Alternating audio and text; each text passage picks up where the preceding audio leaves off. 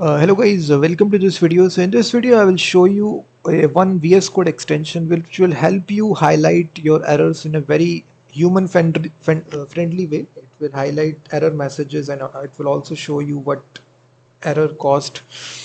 So if you just type for this extension, which is error lengths, this is the name of the extension. It's used by almost 7 million developers. It's developed by this person Alexander.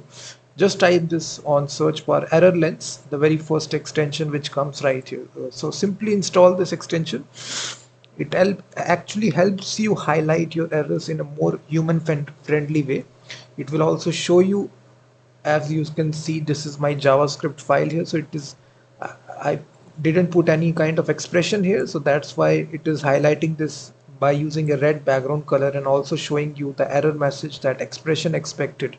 If I fix this, now you can see the error will go away, and it is valid for each and every programming language. Let's suppose in this PHP file, if I remove this semicolon, this error message will put in. You will see semicolon expected, syntax error, unexpected end of line expecting.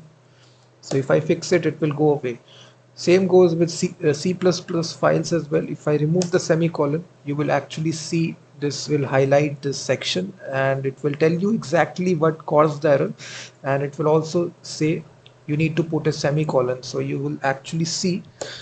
So this is a very great extension that I found, and I use it daily whenever I'm doing development. So it actually tells you where exactly the error has happened, and it will save you a lot of time as well, because you no longer need to troubleshoot your program and find out where the error is taken place. So it will pinpoint the location and then it will tell you, and using this highlighting feature. So you can use this extension, error lengths. So I simply install it and start using it.